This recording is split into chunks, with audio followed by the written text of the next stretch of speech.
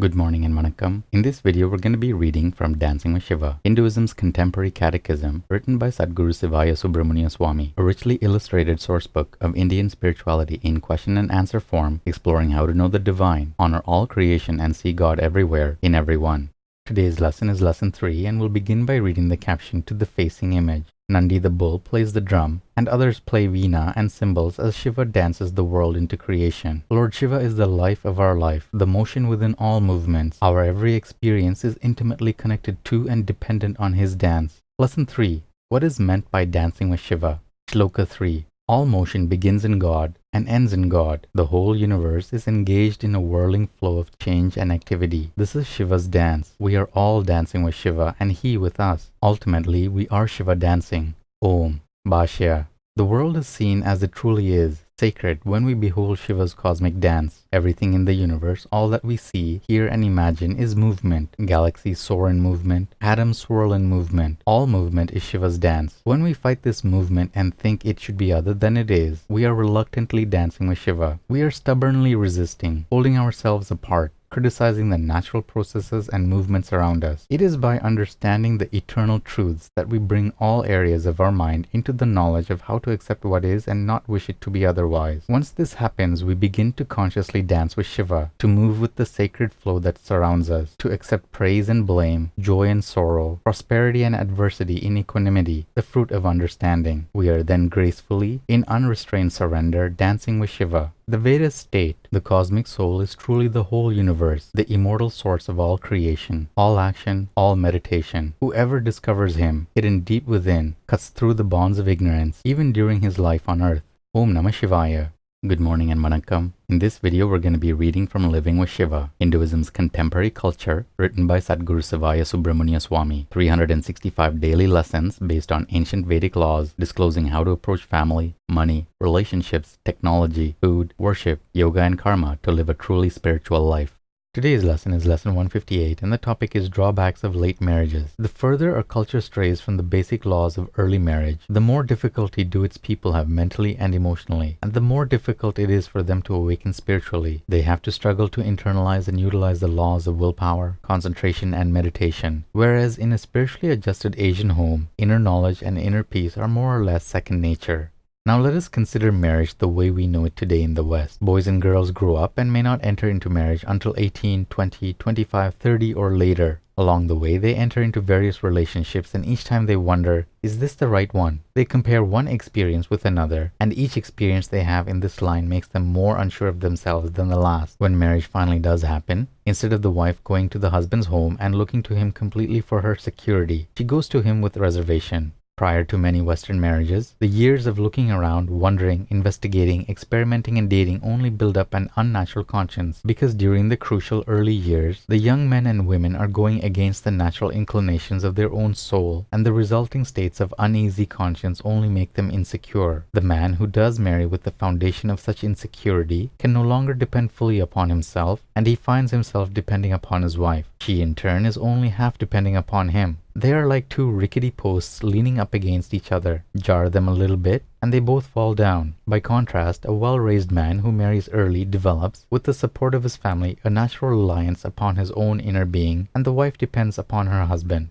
Perhaps you wonder what this force is that amalgamates a husband and wife at their early age. It is an inner force of the nervous system. Perhaps you are somewhat familiar with the central nervous system and the sympathetic nervous system. The arms and legs could be likened to the gross projections of our nervous system, which can be seen with the two eyes. But there is also a subtle projection of man's nervous system, composed of millions of tiny nerve currents, which radiate out from his body and which form an aura about him. When you are close to someone, it is through the subtle nerve force of the aura that you can feel how that person feels. Before a young boy or girl reaches puberty, the nervous system is pure and strong and vital in its growth, providing the child is not beaten or abused and lives in a harmonious home. If you could see psychically the subtle nervous system that permeates the physical body and extends beyond it, you would find that it has little hooks at the end of the nerve force. In an early marriage, these little hooks come together, connecting the boy and girl like interlocking fingers, and thus the subtle nervous system of each grows together.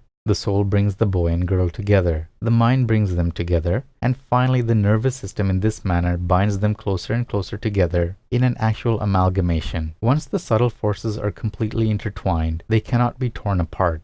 This is why children scheduled for an early marriage are watched very closely, because until the marriage actually takes place, the power to properly amalgamate the subtle forces and projection of this nervous system may be lost. This virginal power may be dissipated in an instant, never to be regained until a new birth. The children are watched so that they do not have any sexual experience with another of the opposite sex before their intended marriage. If they do, the pristine amalgamating power of the subtle nervous system is lost, and though they could still come together in marriage, there would not be the same binding force to hold their lives together. Thus, early marriage, as described above, is the ideal only when both boy and girl are virgins. Sutra 158 of the Nandinada Sutras. Responsible money management. Shiva's devotees keep a monthly budget and regulate expenses according to their revenues. They never abuse credit or indulge in extravagant buying, for they know that spending in excess of income invites misery. Om. Good morning and Vanakkam. In this video, we'll be reading from Merging with Shiva, Hinduism's Contemporary Metaphysics, written by Sadguru Siva Subramania Swami. 365 Enlightenment Lessons from a Mystical Master, revealing the depths of Raja Yoga, the clear white light, the states of mind, and the ultimate spiritual destiny of every seeker.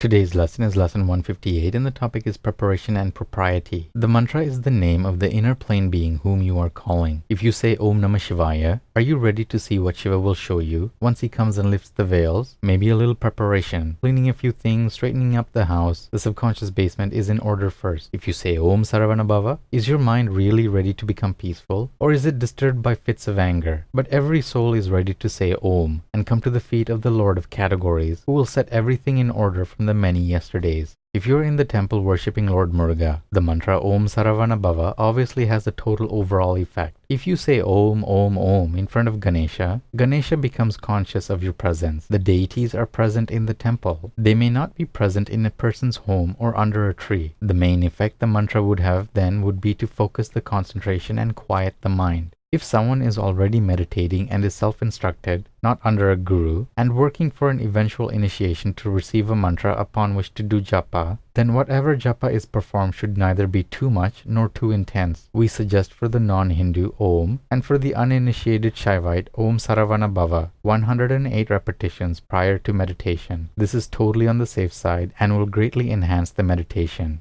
There is an idea that there is a special mantra for each person and that a mantra should be secret. It has been my experience that gurus who are amassing wealth from unsuspecting Americans and Europeans will give all kinds of mantras, and they will be couched in a format that is sellable, like packaged merchandise. They will be made secret. But none of the traditional mantras that produce true realization and are lauded and acclaimed are secret. They are well known by every Hindu in the world. Each Hindu throughout the world knows whether he has purified himself or not, and prepared himself or not sufficiently to pronounce them, though he may pronounce them at any time he wishes, and an impact and a beneficial effect will follow in his life. But the spiritual impact of pronouncing a mantra after earning an initiation, this does not mean paying for it, but earning it through study and practice, character building, proving oneself to one's guru. That effect is life-altering. It cleans the karmas of many past lives, perfects the lives of the future, and lays the foundation for moksha at the end of this or a future life. Let this not be misunderstood. There are two classes of mantras, not powerful and powerful, meaning potentially dangerous. The only danger that a powerful mantra could have is opening a person to himself. The problem is not with the mantra, but with what is inside the individual when the chakras open and he can see his karmas of the past and his impending karmas of the future. That's why a mantra is carefully given, like a medical prescription. You don't give 2 aspirins to a baby, you give half of one, or a quarter. And just as a child's physical body takes years to grow up, so do the mind and emotions. If the early adult years are put into training and purification through karma yoga, bhakti yoga and study of Vedanta, then there are no troubles on the path to enlightenment. To turn on a light in a dark room with a flick of a switch is quite a shock to the darkness of the room itself. Would we want this to happen within the individual on the path? No. We want to turn up the dimmer very slowly so he or she can gradually adjust to the brightness that was there all the time. Many people want initiation because they want to get away from something. They want something to cure their ills. Others don't know what they want. They are disturbed, distraught with their prarabdha karmas, and they want relief. What they should be given is Shaiva Siddhanta, a comprehensive path of accomplishment. They should not be given a high-powered mantra that will, when it opens the mind, cause more frustration and disturbance from what the seeker sees. But once given such initiation, having no tools mentally, emotionally, or physically to conquer the past karmas that the experiential emotions are intensifying, which should have been conquered through karma yoga and bhakti yoga, the seeker falls into despair. It is the conscientious guru's responsibility to provide an ongoing, progressive training prior to initiation and to continue it afterwards. Those who make their living by selling mantras would be considered fraudulent by traditional Hindu standards. And that's it for today's lesson. Take care of yourselves, have a beautiful day, and we'll see you in the next video. Om Namah Shivaya.